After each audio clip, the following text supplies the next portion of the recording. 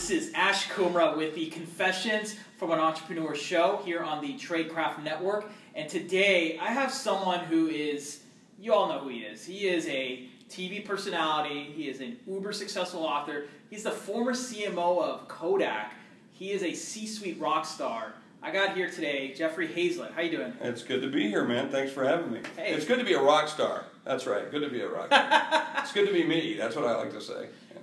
So when this interview airs, your new book will have launched. Tell us about that book. Yeah, Think Big, Act Bigger, The Rewards of Being Relentless. It's all about how to be a bigger, better, bolder version of you. Yeah. Because that's very important to be able to do. Because as an entrepreneur, someone that's getting out in business, people are going to tell you, you can't do this, or we tried it once before. They put all these, abstract obstacles in your way. And this is a book that's saying that's all bullshit. This is the way you move past it, and this is what you have to do to be a bigger, better, bolder version. I bought and sold over 250 companies in my career, 25 billion in transactions. Used to run budgets of $17 billion, $17 billion companies, but at the same time, I know what it's like to clean my own bathroom. My own operation, startups, because that's what I love to do.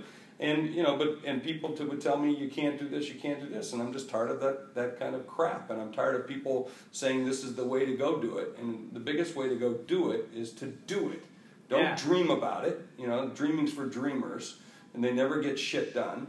This is about doing, and if you do it, your dream will catch up to you. Okay, I'm going to throw kind of a curveball at you. Throw it. Without dreaming, though, how are you knowing you're doing the right thing? You should be dreaming, but by doing it. It's one thing's dreaming. You can make your dreams go any way you want to. We've all dreamed that we've married this sexy woman or found this sexy gal or I won the lottery and all those, and you wake up and that shit didn't happen, right? So this is about, taking those dreams, the thoughts of what you think you might like to do, and go and starting to do them. Because I'll guarantee you think what it is or you dream what it is, it's going to be different. Okay. And that's the nature of the game. And so by just getting in and doing it, you start to build those dreams, and you make those dreams come true. But you can't think it. You got to go do it. So it's about thinking big and then truly acting bigger. It's not the lucky who win. It never is. Now there's a few people that get lucky, win the lottery, whatever, find the right job, find the right girl, find the right car, find the right horse, whatever it might be. But it's really the relentless that win, and it's those people who are relentless every day. That's the real winners. When you talk about relentlessness, me being a millennial, I'm really fascinated with this whole millennial generation. I mean, as a marketer and as someone who's seen all these things, what do you think makes the millennial entrepreneur different than other generations? I'm a millennial. And I say that because to me, it's not just about an age group, it's about a frame of mind. It's about the way in which you do things. So I operate like a millennial. I don't sit there and think, well, geez, where should I go for this or that, and then go look it up in the phone book. I look on my phone. I have those same kind of traits that a lot of millennials have. And I tell people it's really a state of mind, and if you can put yourself into that.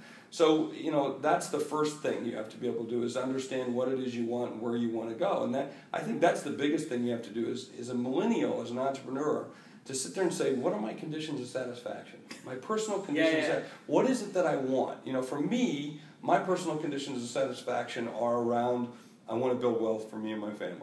That's important for me because not so much do I want a ton of money, but I want enough, okay? And what is enough? Well, that's for me to know and for you to try to figure out, And I also think that's how we keep score, by how much money we make and so forth. I think you have to have some kind of measurement. The second is I want to do things that are interesting, that I learned from. That's important for me.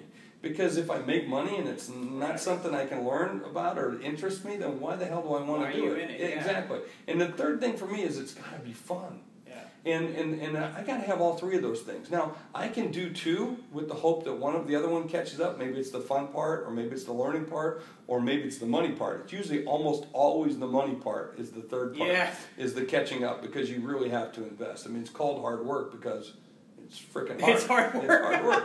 And that's the reason why they call it hard work. So, but I think you have to go into everything with this frame of mind of what are my conditions of satisfaction, Well, And by the way, a lot of entrepreneurs don't take the time to figure that out, especially for those that are watching. If you're going to do a partnership with someone, let's imagine you and I get in a partnership. Well, we need to talk about the bad shit, too. We need to sit down and say, okay, what's going to happen if you die and you're married? Does she own the business now? Is she going to be part of the business with me? Whoa, I don't want her in the business. So you have to have those kind of conversations. So you need to be able to figure out the bad things too and understand what those conditions of satisfaction are around that. So for a good example is I have a partner who's the CEO of our company, and the 3 companies that we own together, he and I sit down, and we sit down with our wives, and we both said to both of the wives, we love you, but we don't want you involved in the business. And if I die, a check goes to my wife and she's done the next day. And the same thing for his wife. If he dies, the check goes the next day and she's done. I still want to have her for dinner. I still want to be involved with her, but I don't want her in the business. So you need to think through those kind of things. What happens if a third of the way through, or a third of the year in, or 3 years from now, you don't like it anymore? We don't get along. How are we going to solve this? What if we don't see eye to eye? You got to think through those kinds of things. It's very important. And so that's why I'm saying you got to think big, and you got to act bigger, because you really got to, it's one thing to think about those things, it's another thing to sit down and have that conversation, because it's tense. Yeah. For me to sit down there and say, well, look, I don't like your wife, I don't want her around, or to have those kinds of things like morbid discussions around death, or morbid discussions around if we break up, how are we going to split the assets, or if we don't agree on certain things, who's going to have the final say, because you're going to have those things, because why? Because we're human, and that's the way it works. You project this insane amount of confidence. Like I'm hearing you talk, and I feel like I can go jump across the building from building. Have you always had this confidence? I've always had no, absolutely not, because I'm human like everybody else. So before I went to the interview, what did I do? I went to the bathroom, because you get nervous and you got to go to the bathroom.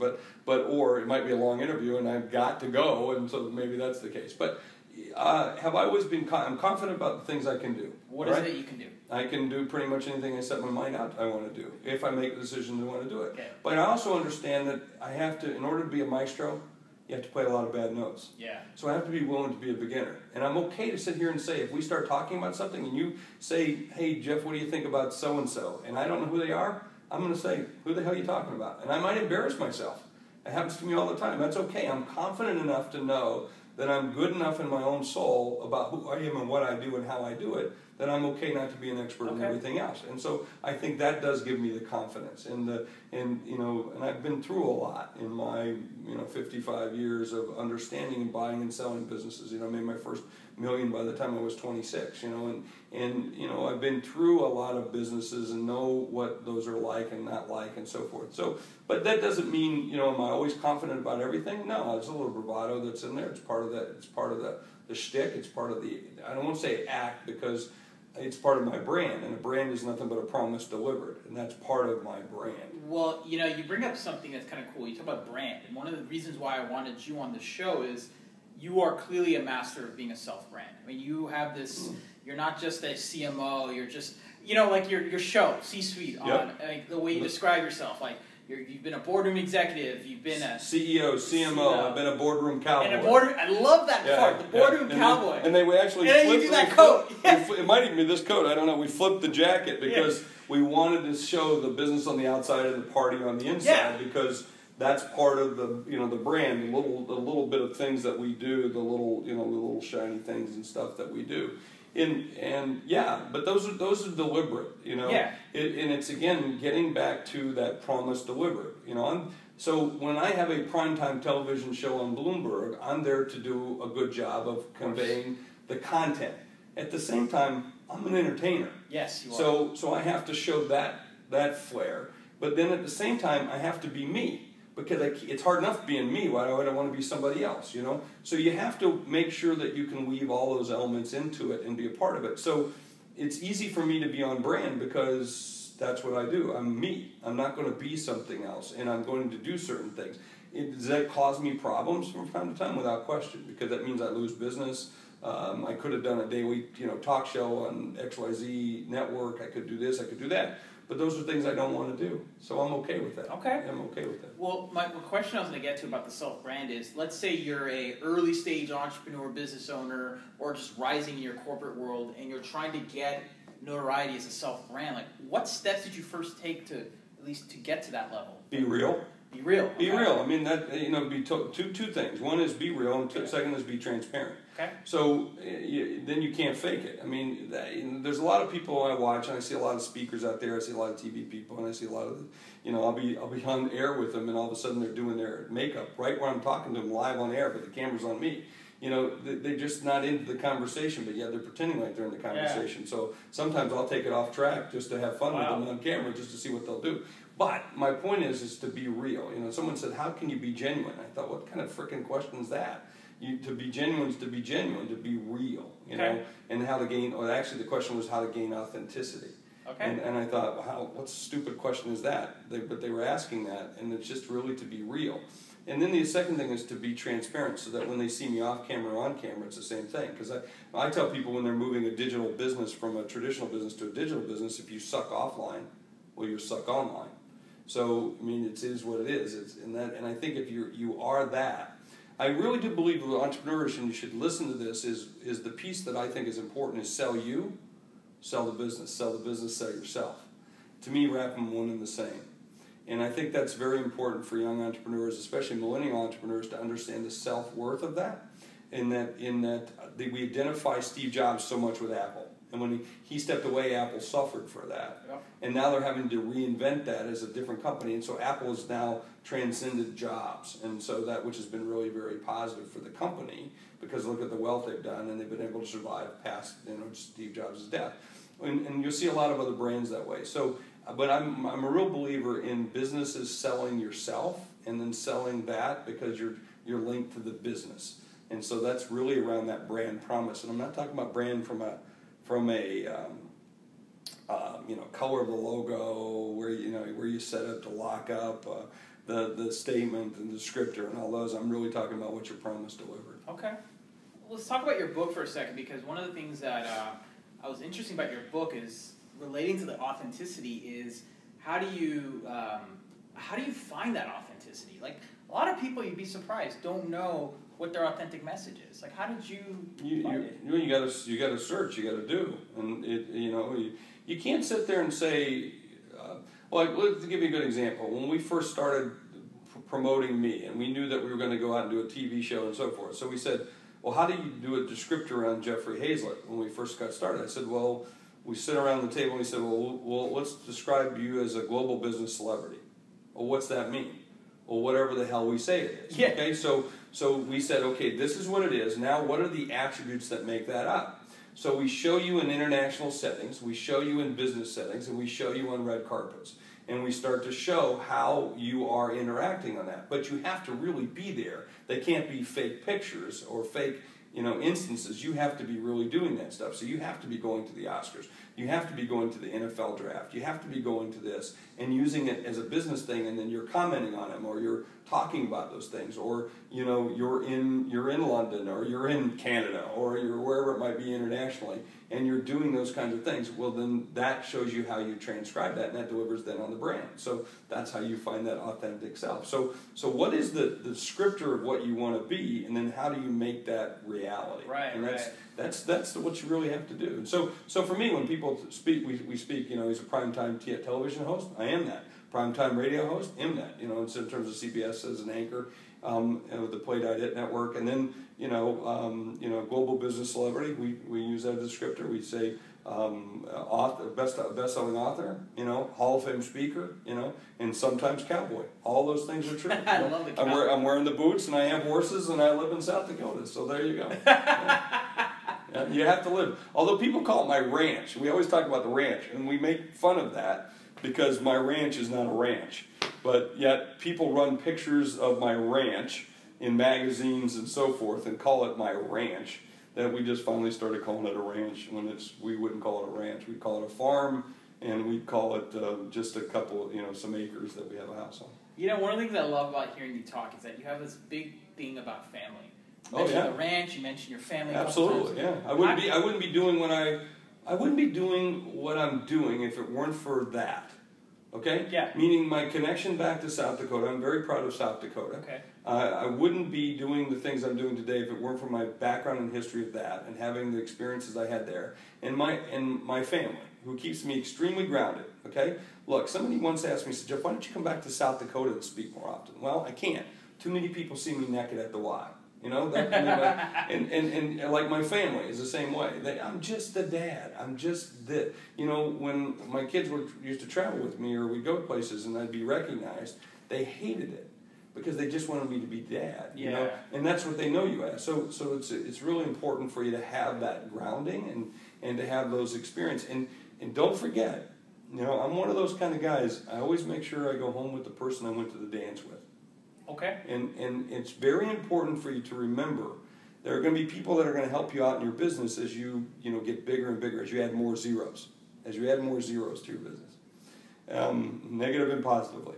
And as you do that, you need to remember the people that were there with you to begin with. Because, you know, an entrepreneur goes through 3 stages in its inception. First, you start off as a one-man band.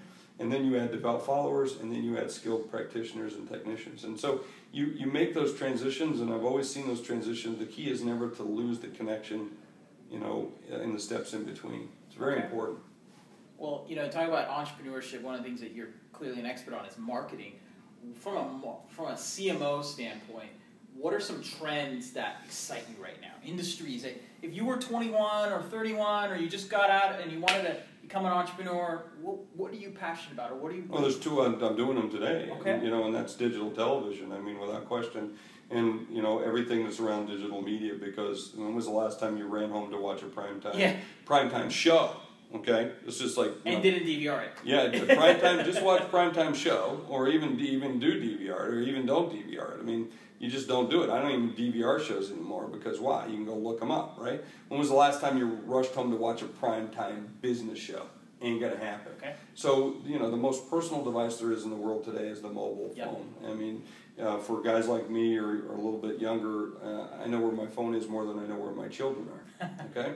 And quite frankly, if you lost your kids and your phone at the mall at the same time, which one would you go look for? So digital TV. So what are some opportunities around digital TV that excite you? Well, you're doing your own show. You're doing it right here. This is part of it. So you're gonna put that up. You're gonna have views. As you have views, you're gonna have click-throughs. As you have the click-throughs, you're gonna earn money. Yep. And if you're smart enough and if you're good enough and you have enough background, you're gonna get sponsors. Yep. And you're gonna integrate their messages and their names. Like I've already worked in the boots. I've worked in the jacket. I'll work in the pin.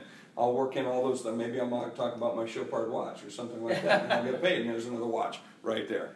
So those are the things that you'll start to do, and you monetize that. And so that's a great way to monetize. So, and now the key thing is your network, your audience. And I actually talked about this to you when I was with you a few minutes ago.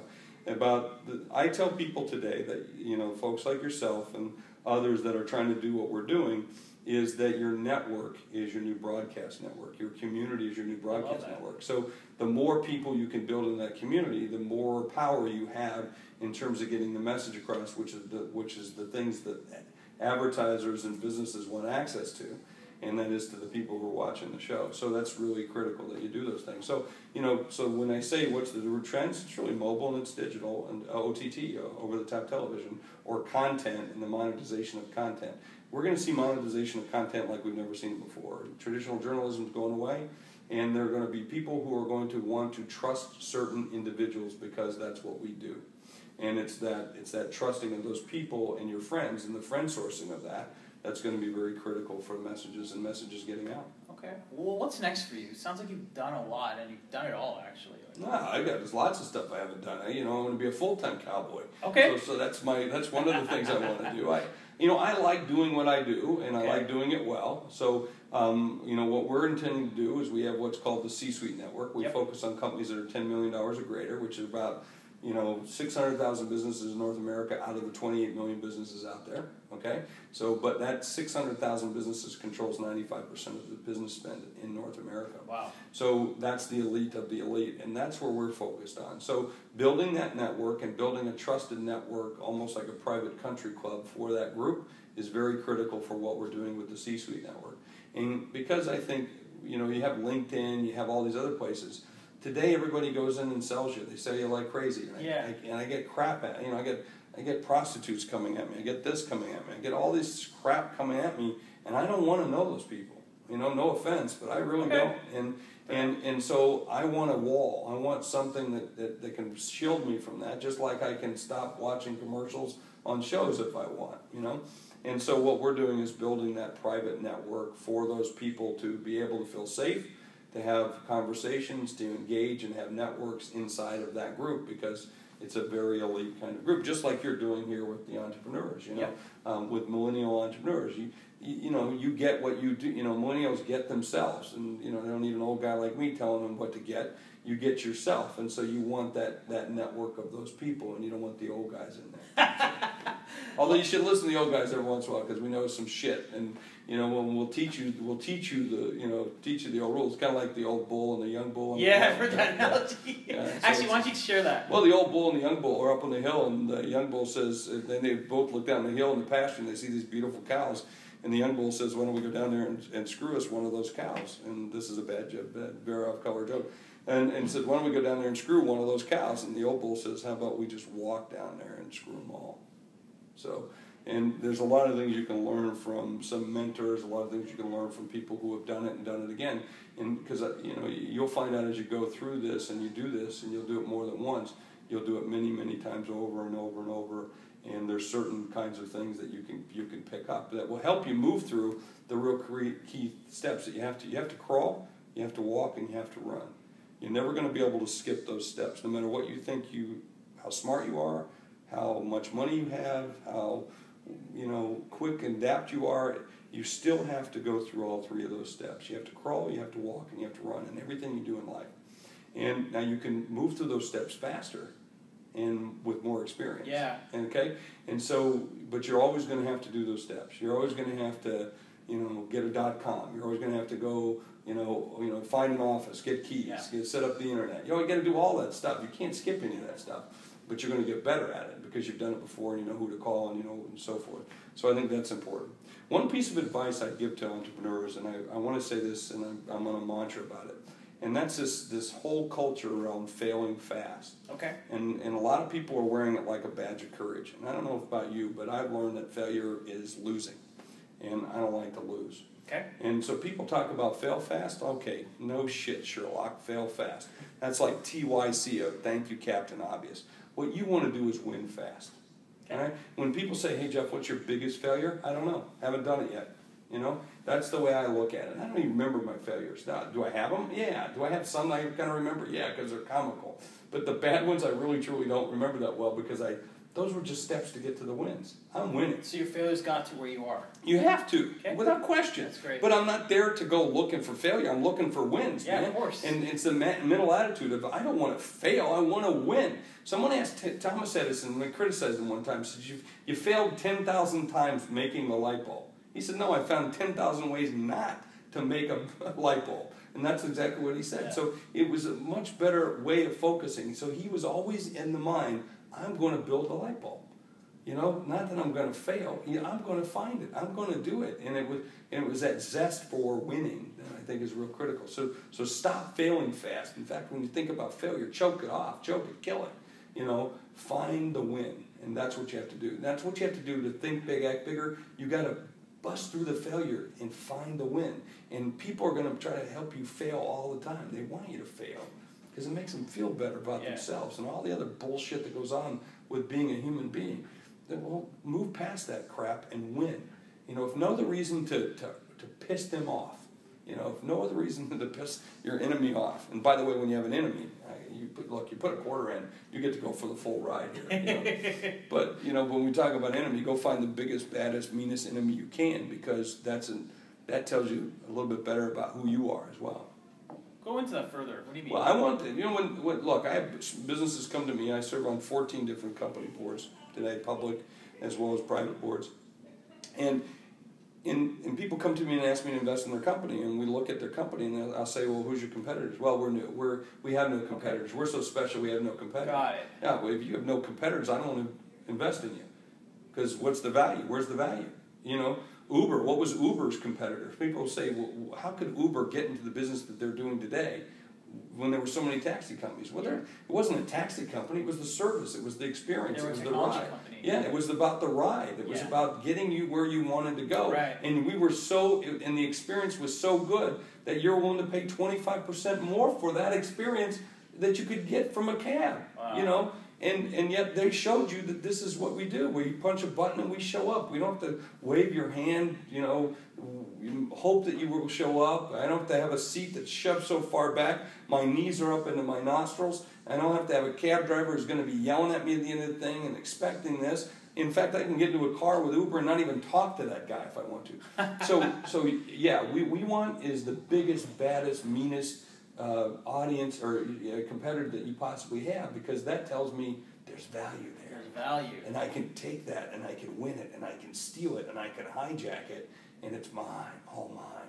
So many of our viewers are actively fundraising or thinking about fundraising. What's your advice on that whole angle? Never stop. Never stop. Okay. Yeah, never stop. I mean, we're raising rounds right now as well for the stuff that we do, and we're always looking for those investors. You know, I have a list of about 185 investors that we go after on an active basis. Wow. So, and we're always constantly staying in touch, informing. You know, I don't just like, oh, hey, I'm raising money, now I'm going to talk to you. I'm always informing, always looking, and never stopping. So that kind of goes in line with that whole old bull mantra, where instead of rushing to the money guy or girl, you're taking your step back, saying, hey, I have a company, I'm raising money, or I'd love to just keep tabs. How do you want? I want somebody that I know well. I want somebody that's in a good relationship. I want somebody that knows me, so they're not making a snap judgment, and they're sitting on my board who just came on 2 weeks ago and doesn't know me from the tough times. And so when stuff is tough, I can sit there and say, hey, wait through this. I'll get us through. But he's got no history with me to know that.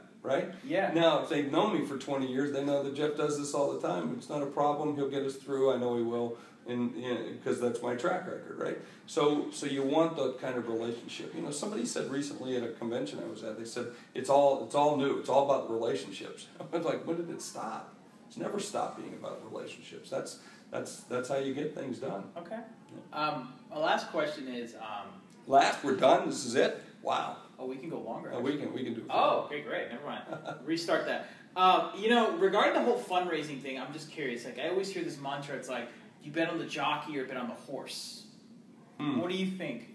Is it the founder or is it the Uber product, like the technology? Or I think that's a great question. You know, I'm sitting here thinking. I interviewed my CBS show the CEO of WinStar Farms, which is one of the biggest and best racing derbies. At the same time, and then you had that DAP a couple of years ago, the dumbass partners that had that, and they had the one winning horse. You know, a horse will do a horse is great. I think you bet on the horse, but you got to have a good jockey. If you don't have a good jockey, they'll ride it in the wrong direction. Just like if you got a bad CEO of a great product, you know, a great company, you've got a bad CEO. What makes a great CEO? Well, it's a lot of things. I think one is the focus. They got to have real focus, and they focus on the things, as I mentioned, conditions of satisfaction, so we know where we're going. And at the same time, I think a good CEO has to be a little pig-headed and irrational. Okay. You know, I talk about that in the book, Think Big, Act Bigger. That sometimes we got to put a stake in the ground, and we tell people that look, we want to go from A to B, but really what we do is we tell them we're going to go to C because we got to drag them to get to B. So we have to tell them a little further. We have to be a little bit more rational. We have to say the quality of the product has to be this, and we will settle for nothing better than 100% perfection. We have to say that the margins have to be this. We have to drive those things. So we have to be a little pig-headed and irrational. And I think that's important for a CEO to do those things, to say, nope, that's not acceptable. How do you gain that experience if you've never built a company before? You do it. You just do it. You start doing it. Okay. You're gonna make mistakes. There's without question. As I said before, you're gonna fail, but you're gonna win, and you're gonna win more than you fail. And if you win more than you fail, you're around. Okay. If you don't, you're done. You lose, and you don't want to lose. So that's the things you have to do. But you also put together a good board of directors, get good advisors, sit down with people on an ongoing basis, understand what the expectation is. Learn, study, never stop studying. Those are the things you have to do as an entrepreneur. Understand that sleep is not your friend. I mean, you're going to be working 24 hours a day, 7 days a week. I still do that. I mean, I'm working 7 days a week right now. Wow. And that's just what we have to do. That's what you have to do. And there's only a certain breed of people that can do that. There's only a certain breed. Because some people go, well, that's too much work. Well, okay, I got that. Then you're not cut out for this. We love you, but we're going to miss you. One of the things that fascinates me with that whole conversation is that you have this take charge mentality, but just doing. Well, I find that if you're moving in the right direction, at least you're getting away from where you were, and you're going somewhere. Even if it's the wrong direction, at least you're going in a direction. I can pivot, I can move, I can change it. But if I'm stagnant, if I wait for everything to be perfect, I'll just be sitting there a year from now. I'll still be sitting there, not launching, not doing. And what's the worst thing that's going to happen by and large? Is anyone going to die? No. Maybe a paper cut. Maybe you'll lose money. Maybe you will fail. But by and large, you're not going to die. And that's what you need to keep in mind with most of the things. I tell people in the book, repeat after me, no one's going to die. No one's going to die. Yeah. And I think that's what you have to kind of keep in mind.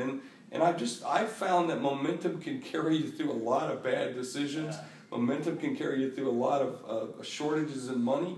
And carry you through a lot of stupid people, and carry you through things you didn't know. All those things. So I do like to go and do those things. But I've also, again, I have the experience. I'm 55 years old. I've been through the experience. I've been a Fortune 100 officer. I've bought and sold companies before. I've led sales. I've led marketing. I've done the things. But at the same time, I still clean the bathroom in our office. Wow. So.